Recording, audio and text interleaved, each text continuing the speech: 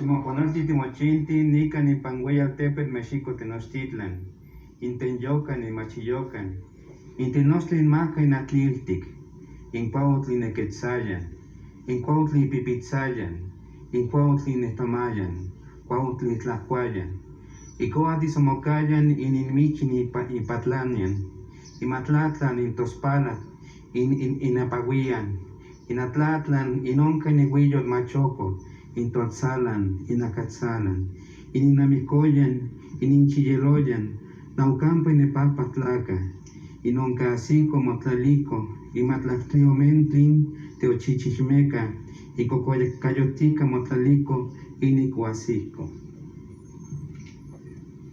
Bienvenidos sean a esta gran ciudad, México Tenochtitlan, lugar señalado y famoso, donde crece el nopal en medio de las aguas, donde el águila reposa y grita, donde despliega sus alas al sol y come, donde bufa la serpiente y nada el pez, donde se mezclan el agua azul y el agua amarilla, donde se incendian las aguas, donde se conoce la fatiga entre los tules y las cañas, donde se guardan y se encuentran los hombres de los 4 rumbos, a donde llegaron a establecerse los 13 teochichimecas, los cuales, cuando llegaron, se asentaron aquí con grandes trabajos.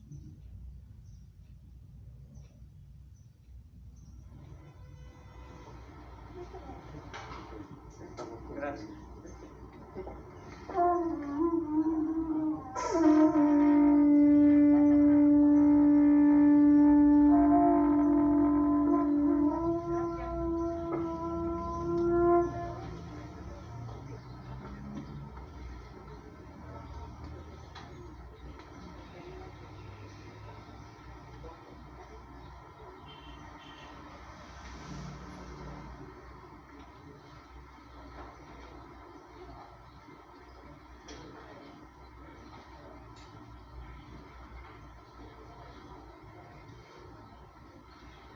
Damos inicio a esta ceremonia con los honores correspondientes al presidente constitucional de los Estados Unidos mexicanos y comandante supremo de las Fuerzas Armadas.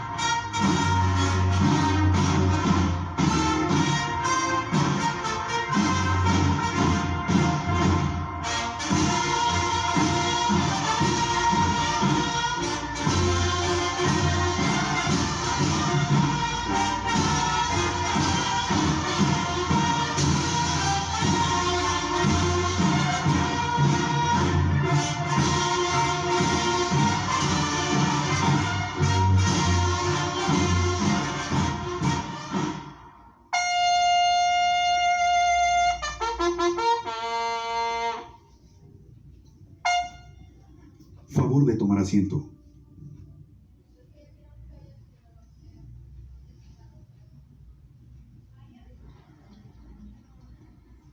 Preside esta ceremonia, México Tenochtitlan, más de 7 siglos de historia, el presidente de México, licenciado Andrés Manuel López Obrador.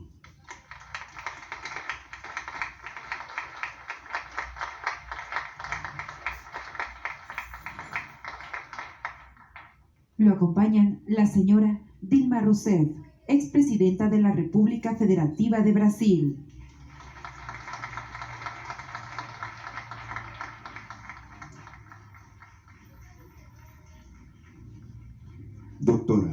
Beatriz Gutiérrez Müller, esposa del presidente constitucional de los Estados Unidos mexicanos.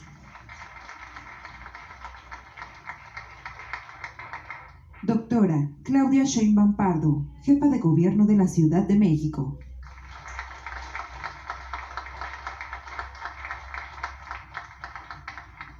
Senador Óscar Eduardo Ramírez Aguilar, presidente de la mesa directiva de la Cámara de Senadores.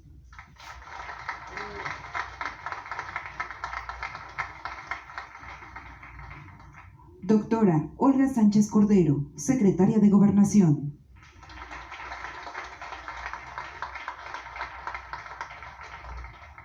Ministro Arturo Saldívar Lelo de la Rea, presidente de la Suprema Corte de Justicia de la Nación.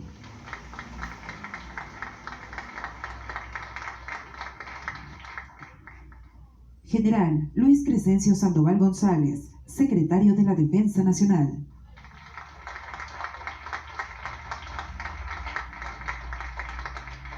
Almirante José Rafael Ojeda Durán, secretario de Marina.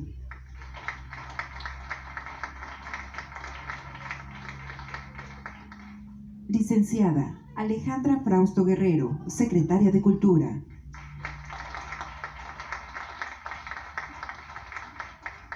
Licenciado Marcelo Ebrard Casaubon, secretario de Relaciones Exteriores.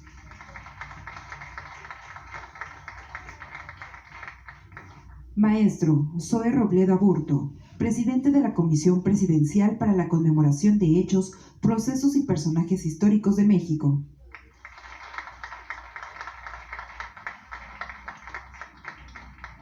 Señora María Magdalena Huerta Vázquez, presidenta del Comisariado Ejidal de Santiago Zapotitlán, Tláhuac.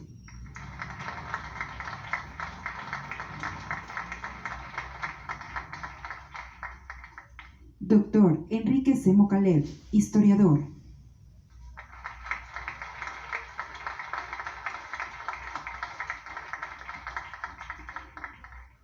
Y maestro Néstor Núñez López, alcalde de Cuauhtémoc, Ciudad de México.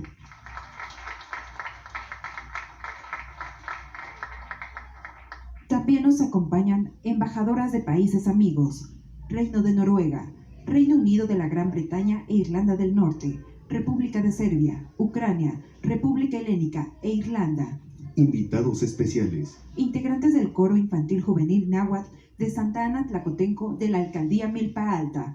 Representantes de los pueblos originarios de la Ciudad de México, quienes entregaron el bastón de mando. Representantes de medios de comunicación. Y quienes nos siguen por internet a través de las redes sociales. Sean todos bienvenidos.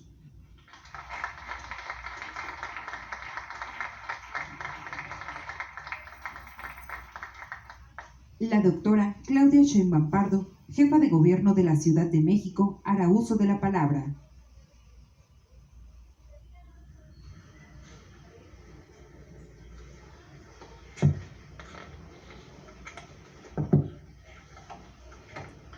Señor Presidente de la República, Andrés Manuel López Obrador, estimada y querida Dilma Rousseff, expresidenta de Brasil, al Presidium, amigos, amigas, representantes de distintas naciones. Hoy conmemoramos nuestro origen. Hoy conmemoramos a la Gran México Tenochtitlan y con ella a nuestros pueblos originarios, su resistencia cultural. Hoy conmemoramos la grandeza de México por su historia que proviene de culturas milenarias y centenarias.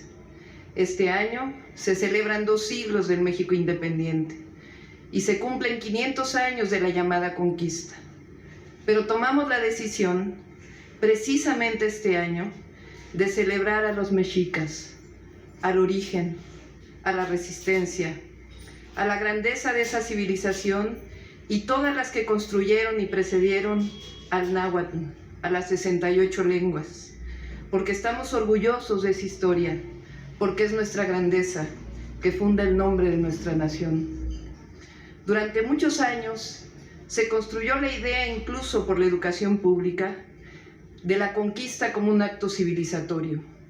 la barbarie de los aztecas frente a la visión civilizatoria occidental como la única poseedora del oculto, el monoteísmo como única fe y cosmogonía válida, la moralidad española contra la inmoralidad mexica, el idioma español, el de la Real Academia, frente a los dialectos precolombinos. Décadas más recientes, muchos antropólogos e historiadores, pero sobre todo la resistencia de nuestros pueblos, han mostrado al mundo la grandeza de la cosmogonía, conocimiento de la astronomía, la construcción matemática, la riqueza de la vida y la muerte, la deidad femenina y masculina, la construcción cotidiana le ofrenda al día y a la noche, la construcción constitucional y política de los mexicas, su desarrollo mercantil y también su dominación sobre otros pueblos y la guerra y el tributo. La historia no es la de los vencedores, que formaron la idea de un mestizaje amistoso, un encuentro pacífico de dos mundos. La historia es diferente. Los españoles invasores cometieron traiciones y actos genocidas, como las terribles matanzas de Cholula o el Templo Mayor, donde los invasores se lanzan contra familias que celebraban fiestas tradicionales a sus dioses. La mayor parte de la historia mexica proviene de fuentes españolas o del periodo colonial temprano, a través de diversos códices, y son la principal manera que tenemos de conocer las historias del origen del Altépetl del Valle de México, pero también por tradiciones orales que se han guardado por más de 500 años.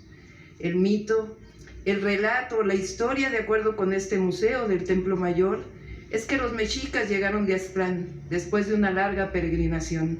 Así fundaron la Gran Tenochtitlan en el lago de Texcoco, guiados por su dios Huitzilopochtli. La tira de la peregrinación señala que Aztlán estaba ubicado en una isla donde había 6 calpulis y un gran templo probablemente dedicado a Mixcoatl, después que los mexicas llegaron a Teoculcán en el año 1 pedernal. Partieron 8 calpulis encabezados por 4 teomamaque, uno de ellos identificado como Tezcuatl, quien cargaba a Huitzilopochtli. Según el mito, Huitzilopochtli ordenó que fundara la ciudad donde estuviera un águila parada sobre un nopal, devorando una serpiente. Siguiendo ese designio, los mexicas deambularon por varios lugares, siempre en busca de la señal. De acuerdo con la tira de la peregrinación, la gente de Cuitláhuac se separó del resto de los calpulis. Más tarde, los mexicas llegaron al Valle de México y pasaron por varios pueblos, hasta que se asentaron en territorio de los tepanecas de Azcapotzalco. Finalmente, encontraron el sitio señalado por Huitzilopochtli, en un islote del lago de Texcoco. El mito, leyenda, historia, narrativa fundacional del México Tenochtitlan fue acompañada, como lo muestran sus deidades, cultura, tradiciones, de historias de origen y migración de otras culturas previas y de pueblos contemporáneos, vecinos, aliados y rivales de los mexicas. Aquí donde nos encontramos, hace 7 siglos se edificó una ciudad en donde ya habitaban tepanecas, culhuacanes y otros pueblos, que configuró, como lo describió en la ya conocida narrativa de Bernal Díaz del Castillo. Y otro día, por la mañana, llegamos a la calzada ancha, íbamos camino de Iztapalapa, y desde que vimos tantas ciudades y villas pobladas en el agua y en tierra firme, otras grandes poblaciones, y aquella calzada tan derecha y por nivel como iba a México, nos quedamos admirados, y decíamos que aquello parecía las cosas de encantamiento que cuentan en el libro de Amadís, por las grandes torres y cúes, y edificios que tenían dentro del agua y todos los calicanto, y aún algunos de nuestros soldados decían que si aquello que se veía, si era entre sueños y no es de maravillar, que yo describa aquí de esta forma, porque hay mucho que ponderar en ello, que no sé cómo lo cuente, ver cosas nunca oídas, ni aún soñadas como veíamos. La caída del México Tenochtitlan abrió una historia de epidemias, abusos y 300 años del México colonial.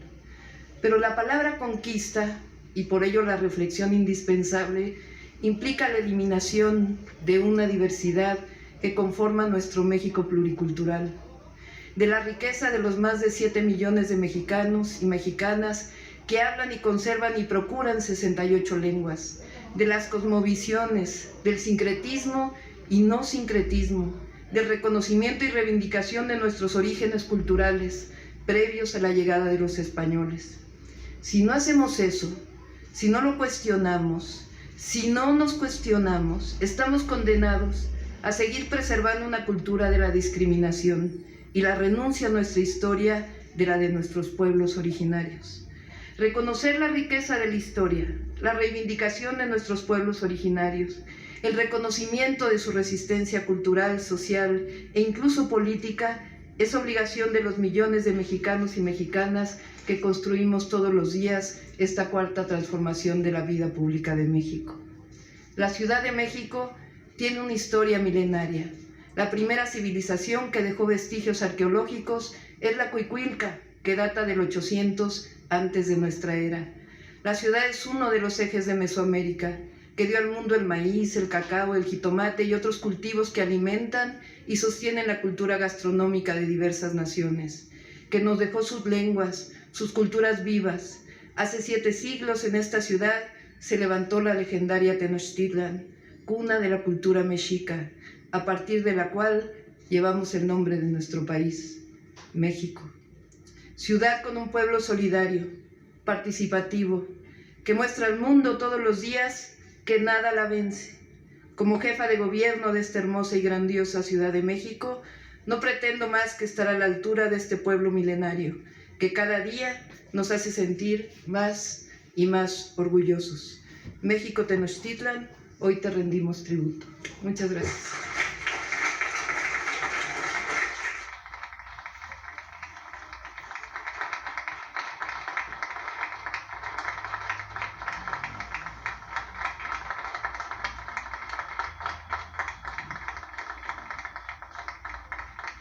Favor de tomar asiento. Hace uso de la palabra el doctor Enrique Semo Caleb, historiador.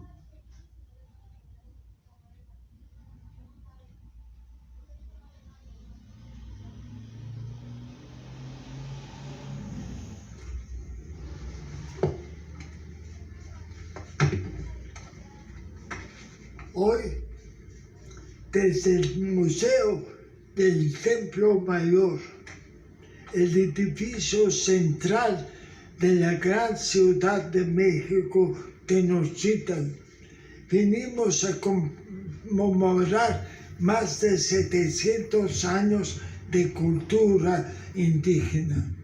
El Templo Mayor era un espléndido edificio que tenía una altura de 45 metros, desde cuya cúspide se podían admirar el complejo de lagos, la multitud de poblaciones que lo rodeaban y los volcanes nevados guardianes de lo que Alfonso Reyes llamó la región más transparente. Recordemos la grandeza de la cultura náhuatl, que tuvo como una de sus expresiones más espléndidas a esa Ciudad de México, Tenochtitlan, maravilla del ingenio humano. Una ciudad de 300,000 habitantes, la más grande de su época, y completamente anfibia, la Venecia mexicana, construida sobre 2 islas. En la primera se encontraba Tenochtitlán, en la segunda Tlatelolco, ambas ciudades mexicas. Los esforzados habitantes supieron aprovechar los pantanos para ganar territorio al lago, y los núcleos de población se fueron uniendo mediante la construcción de chinampas, que no solo servían como áreas de cultivo, sino también como base para la edificación de viviendas. En esa gran ciudad, la percepción de espacio difiere profundamente de lo que seguían los europeos en sus ciudades feudales. México Tenochtitlán es una combinación de lo urbano y lo campestre, un altépetl que incluye los dos elementos en una abigarrada unidad en que los jardines y los cultivos se combinan con los barrios apretados y las construcciones monumentales, para crear un espectáculo original de gran belleza. Las calles y canales que cuadriculan la ciudad son espaciosos y nivelados. Las de agua contaban con numerosos puentes y una flota de 50,000 canoas para la comunicación de los vecinos. Las que únicamente eran de tierra habían sido hechas a mano. Para una sociedad en que la ideología es religión, se comprende que el centro sea ante todo un espacio ceremonial, pero también centro del poder político. Sobre aproximadamente 250,000 metros cuadrados se agrupaban las casas de divinidades, de sacerdotes y sacerdotisas, los colegios, los patios, los lugares para el sacrificio, el palacio de Moctezuma, que ocupaba el lugar de lo que hoy es exactamente el Palacio Nacional, así como las habitaciones de los gobernantes, es decir, un conjunto de más de 60 grandes edificios con sus espaciosos patios y jardines.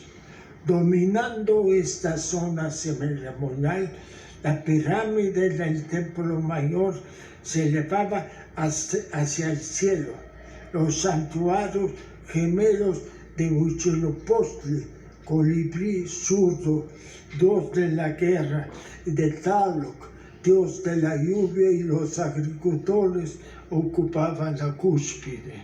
Hoy nos podemos sentir orgullosos de la inmortal cultura que ella representa y que a través de los siglos se ha fundido con otras culturas para formar la moderna nación mexicana. Y la mejor manera de terminar esta era cuenta el aforismo de Chimalpay: mientras el mundo perdure, la fama y la gloria de México Tenochtitlán nunca perecerá.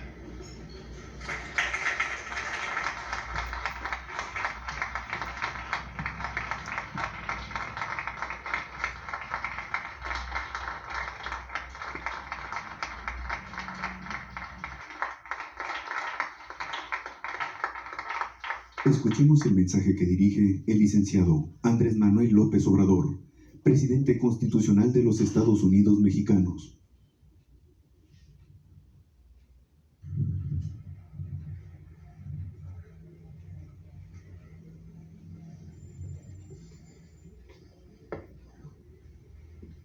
Amigas, amigos, representantes de los pueblos indígenas del Valle de México y de nuestro país,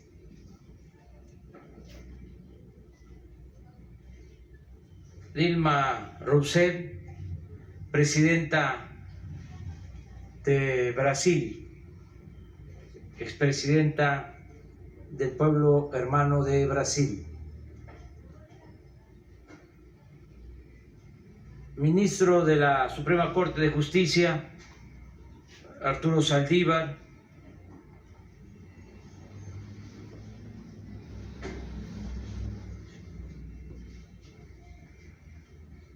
Claudia Sheinbaum, jefa de gobierno de la Ciudad de México, amigas, amigos todos, invitados, autoridades civiles, militares. La fundación de la Ciudad de México hace 700 años fue el inicio de una etapa nueva y fecunda en la historia de nuestro país. Se sabe que entre 1321 y 1325, un grupo de indígenas procedentes del norte se asentaron en este sitio para conseguir su sustento y desarrollar sus creencias, conocimientos y cultura. Visto a la distancia, resulta admirable el que esta frágil tribu chichimeca haya erigido en apenas 200 años un poderoso estado, una cultura sobresaliente y una potencia que dominó todo el área de Mesoamérica. Pocos pueblos en el mundo logran una hazaña semejante. El éxito de sus actividades productivas y el avance científico permitió a los mexicas afianzar el poderío bélico. Pero no todo fue guerra y sometimiento de pueblos conquistados. Hay evidencia de que los mexicas alcanzaron un importante refinamiento en astronomía, en hidráulica, agricultura, comercio y manufacturas. Así puede constatarse en la diversidad de alimentos y otras mercancías representadas en el mural de Diego Rivera, que pintó en Palacio Nacional, que evoca el mercado de Tlatelolco. Independientemente de sus métodos de dominación, el poderío de los aztecas se extendió desde el norte de Mesoamérica hasta el sur de Guatemala. Y a la llegada de los europeos se encontraba en plena expansión. Baste un dato contundente. En la actualidad, de los 2.469 municipios de México, el 48% tiene nombre náhuatl. Esto no significa que esta cultura haya desaparecido a las muchas otras que habitaban y siguen vivas en el actual territorio nacional, sino que los mexicas mantuvieron un poder político que dominaba centralmente a otras culturas e imponía hasta los nombres de los pueblos. Con solo esta evidencia podríamos imaginar lo poderoso que llegaron a ser los antiguos fundadores de Tenochtitlan. Se ha querido justificar la barbarie de la conquista española, calificando a los aztecas de bárbaros y sanguinarios.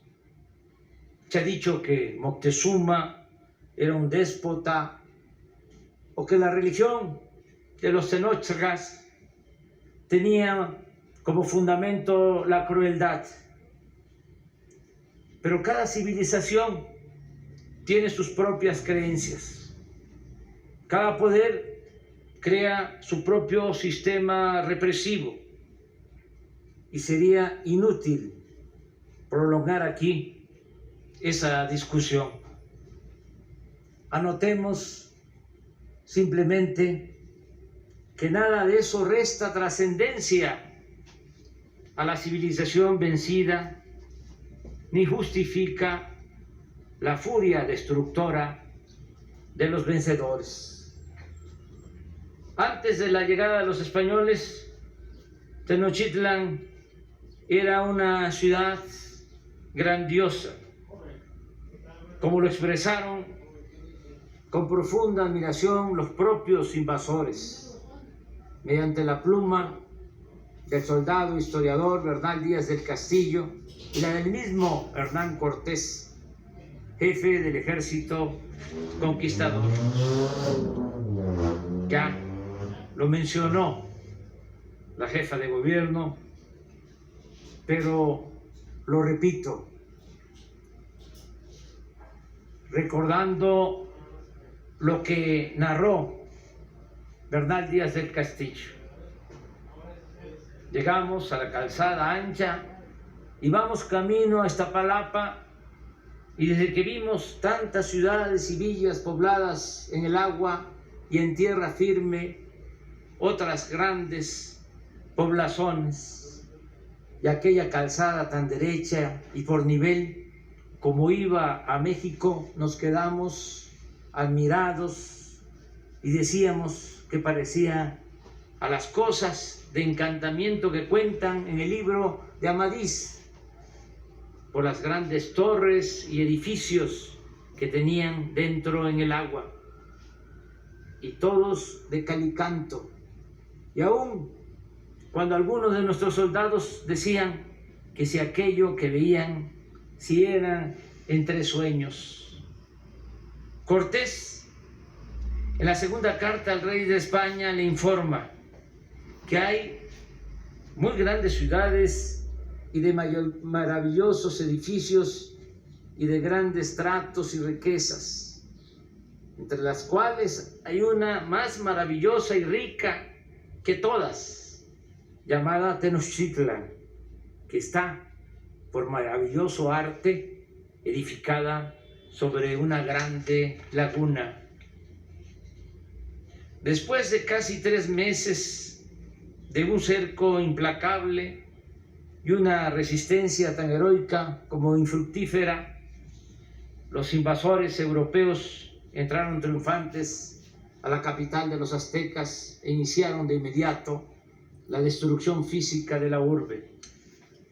Los templos y palacios fueron demolidos y sus piedras utilizadas en la erección de iglesias, muchas de ellas edificadas sobre los cimientos de las pirámides Tenochas, y residencias o casas para los conquistadores.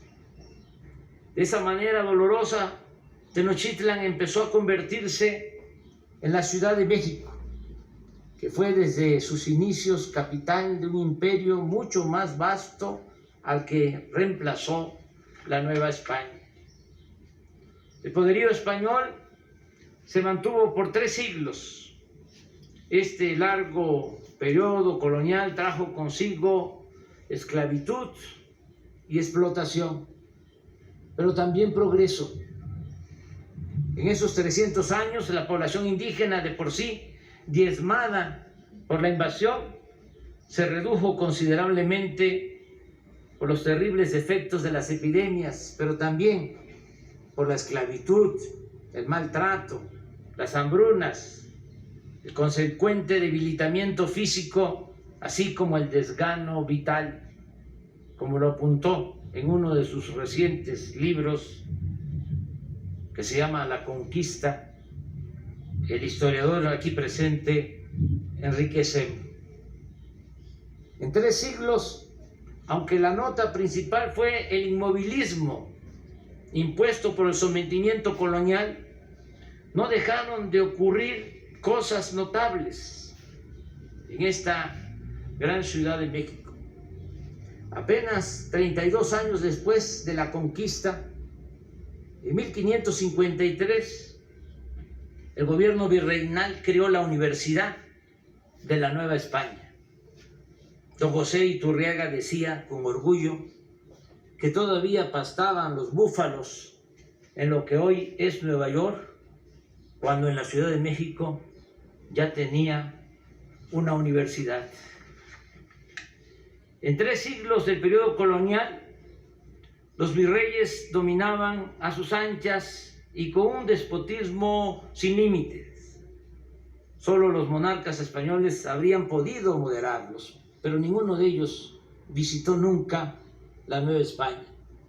Se contentaban con recibir los enormes recursos fruto de la explotación humana y del saqueo del territorio novohispano. El único contrapeso de los virreyes eran los jerarcas católicos, quienes ejercían un importante poder.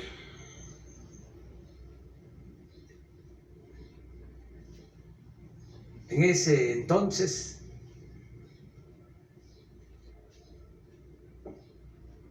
el poder de los jerarcas católicos consistía fundamentalmente en la excomunión. Por ese motivo, a veces, cuando se condenaba a la excomunión a el virrey, habían confrontaciones entre autoridades políticas y religiosas. Se tornaban ríspidas las relaciones y llegaba el abierto enfrentamiento, acompañado de insurrecciones populares contra los virreyes. En 1624 hubo un enfrentamiento del virrey y el arzobispo que terminó en la toma del Palacio Nacional, Palacio Virreinal en ese entonces. Muchos muertos, y es una de las veces en que se ha quemado el palacio. Luego sucedió algo parecido, pero fue una rebelión del pueblo por una crisis de escasez de maíz. 1892 también se tomó el Palacio Nacional, el Palacio Virreinal, y fue quemado. Y también se quemó en ese entonces el antiguo ayuntamiento y los puestos del mercado del Parián. La primera catedral, que está aquí muy cerca, empezó a construirse desde 1572 y se concluyó hasta 1675, un siglo después. Pero con la llegada de Manuel Tolsá de España, renombrado escultor y arquitecto, se inició una nueva edificación que dejó de lado el barroco mexicano y le imprimió a esta obra y al Palacio de Minería un estilo neoclásico. Lo que permanecía inamovible era el desprecio por los pobres. En eso no hubo ningún cambio en los 3 siglos de dominación colonial, y en especial el desprecio por los indígenas. Las leyes que se expidieron para protegerlos siempre fueron letra muerta, una quimera inoperante. En realidad se les consideraba bestias de carga y seres desvalidos a los que se podía humillar, encarcelar, golpear y robar impunemente.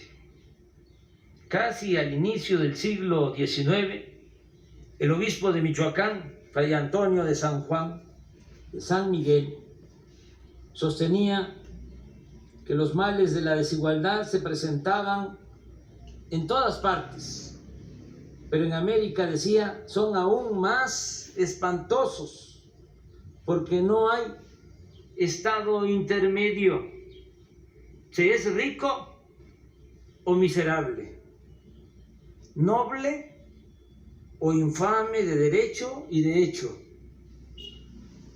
Por la misma época, el barón de Humboldt comentaba que México era el país de la desigualdad.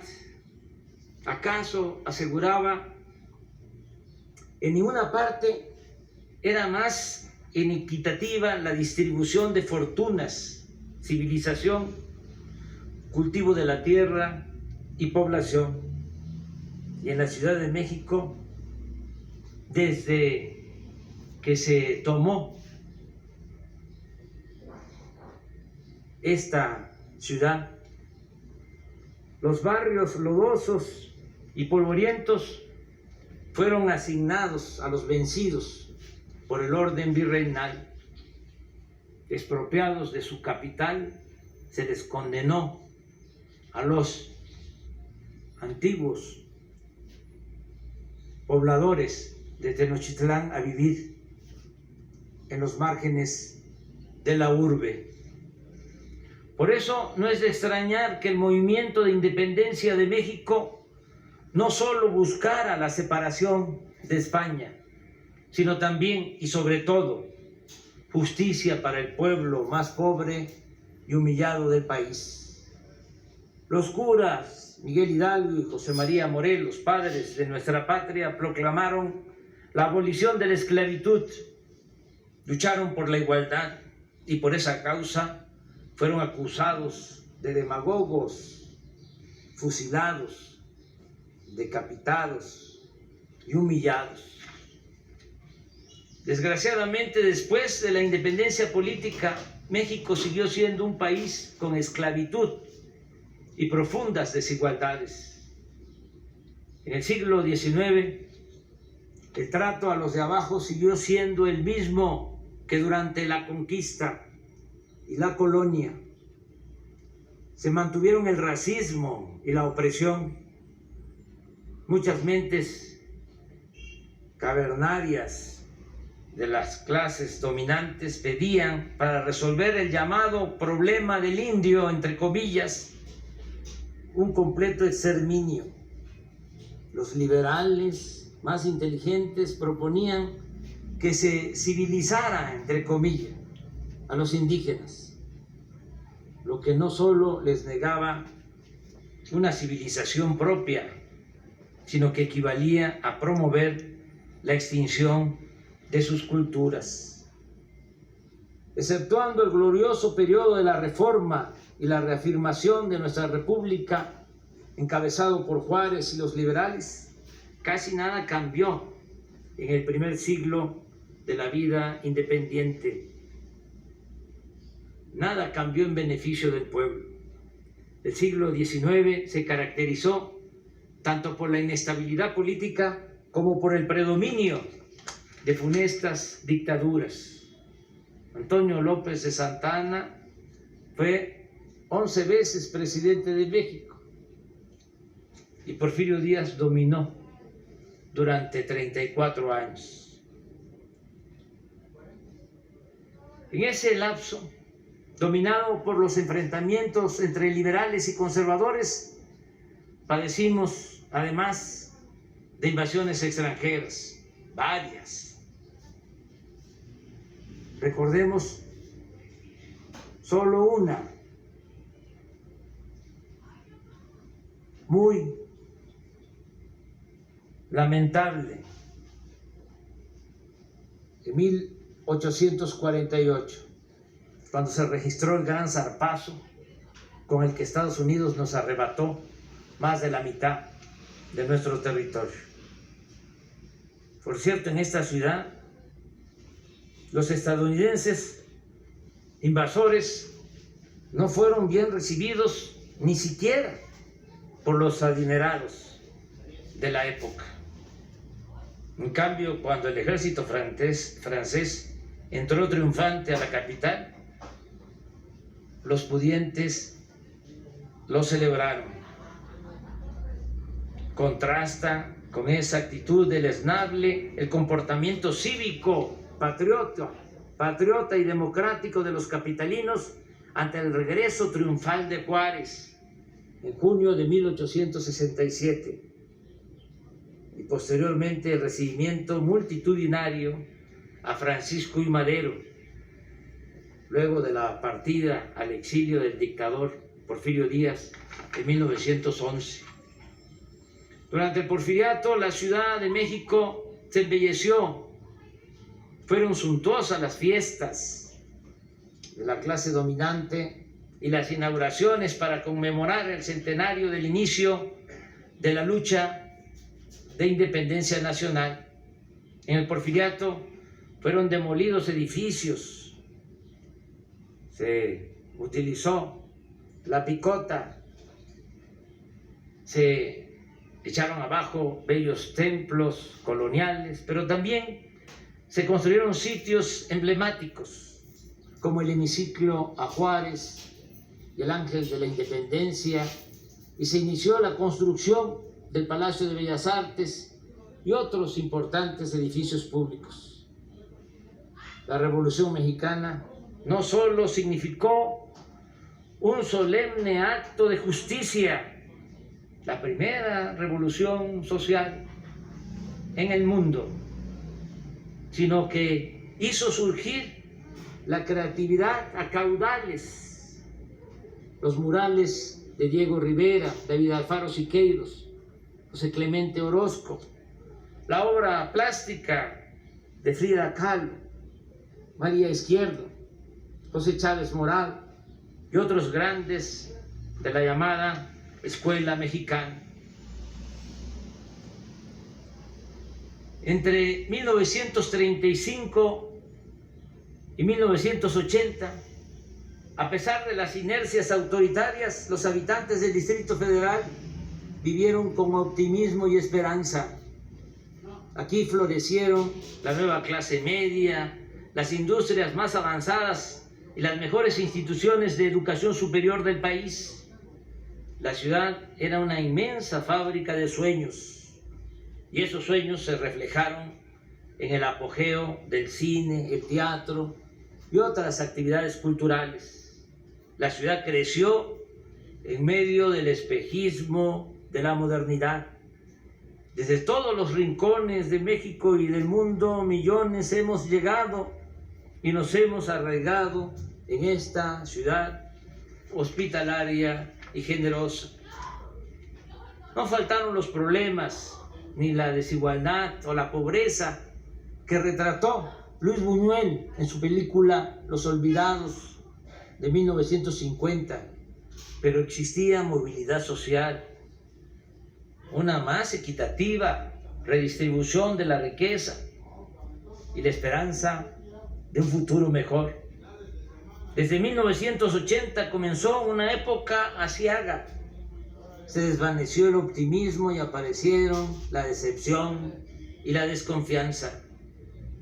Se multiplicaron entonces grandes y graves problemas: la corrupción, crisis económica, sobrepoblación, desempleo, pobreza, inseguridad, descomposición social, deterioro del medio ambiente y de los servicios básicos.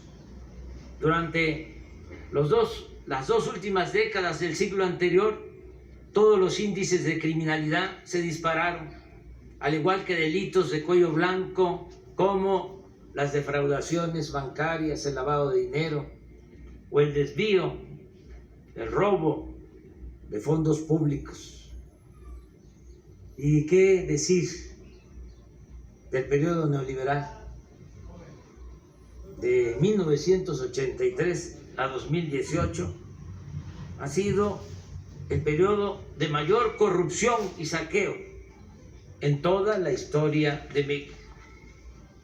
En tales circunstancias, toda una generación ha crecido en el caos, la incertidumbre y el desamparo. Por eso, la mayoría de los jóvenes no percibía la ciudad con optimismo, sino como una amenaza y un obstáculo a su desarrollo futuro. A los jóvenes, en vez de atenderlos, se les dio la espalda y se les discriminó llamándolos ninis, que ni estudian ni trabajan, sin dar ninguna oportunidad, sin darles ninguna alternativa. Nuestro objetivo, por eso, ha sido encender de nuevo la llama de la esperanza, que es fe en la viabilidad del país y de su capital, y en un futuro personal digno y mejor para todas y todos. A eso hemos convocado en la actual etapa de la cuarta transformación, a construir entre todos y todas la esperanza para darle a cada niño, a cada joven, a cada anciano, a cada mujer y a cada hombre nuevas, importantes y poderosas razones para vivir, para soñar y para triunfar en esta ciudad generosa y fraterna. Para lograr este propósito existen condiciones inmejorables. Hay una voluntad colectiva a favor del cambio. La gente demanda participar en la construcción de una nueva legalidad, de una nueva convivencia, de una nueva república. Los habitantes de la capital poseen una sólida tradición de lucha por la democracia, la justicia y la solidaridad. Contamos con enormes potencialidades, los más altos niveles de escolaridad del país y los principales centros culturales, turísticos, financieros y administrativos de México. Aquí, en la ciudad, se produce el 23% de toda la riqueza que se genera en el país, de modo que hay una inmensa reserva de energía que está siendo desatada y encauzada con el propósito de convertir a la ciudad en un espacio para el bienestar y el disfrute de la vida. Y aquí en la ciudad, en la capital de la República, en la que los aztecas llamaban el ombligo de la luna, gobierna una mujer excepcional, trabajadora, honesta, inteligente y de profundas convicciones humanitarias. Me refiero a la compañera Claudia Sheinbaum. No podría dejar de decir que en la lamentable desgracia del metro de Tláhuac seguirá habiendo atención y apoyo para los familiares de las víctimas y desde luego el compromiso de conocer la verdad y de hacer justicia. En esta ciudad, donde parece que cada quien se dedica a lo suyo y en la que en apariencia predomina el individualismo, la gente es generosa, fraterna y unida cada vez que se requiere hacer frente a una desgracia. La solidaridad que he constatado en la Ciudad de México ante situaciones de desastre solo es comparable a la que se expresa en momentos difíciles de adversidad en las comunidades indígenas de México. En fin, hablar de la ciudad es algo interminable y ofrezco disculpa por alargarme en mi exposición. Voy también a repetir lo que el maestro Cebo subrayó, lo que dejaron escrito los mexicas en los memoriales de Culhuacán. Mientras exista el mundo, no acabará la gloria ni la fama de México Tenochtitlan. Señora Dilma Rousseff, aquí en el Templo Mayor de Tenochtitlán, en este sitio que simboliza la grandeza cultural de México, además de agradecerle por acompañarnos a esta conmemoración, queremos decirle a usted, a sus compañeras y compañeros y al pueblo hermano de Brasil que pueden contar con nosotros. lo expreso yo y estoy seguro que lo dirían, lo gritarían con pasión millones de hombres y mujeres de México.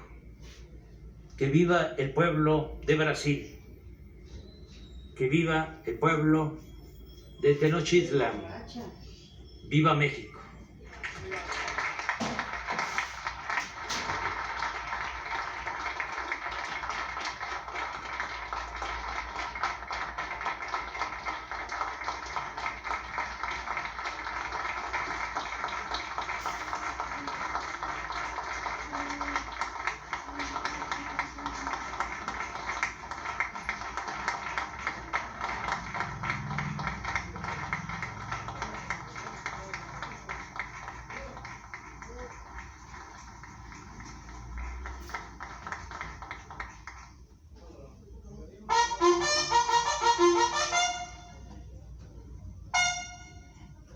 Favor de ponerse de pie. El coro infantil juvenil náhuatl de Santa Ana Tlacotenco de la alcaldía Milpa Alta entonará el himno nacional en náhuatl.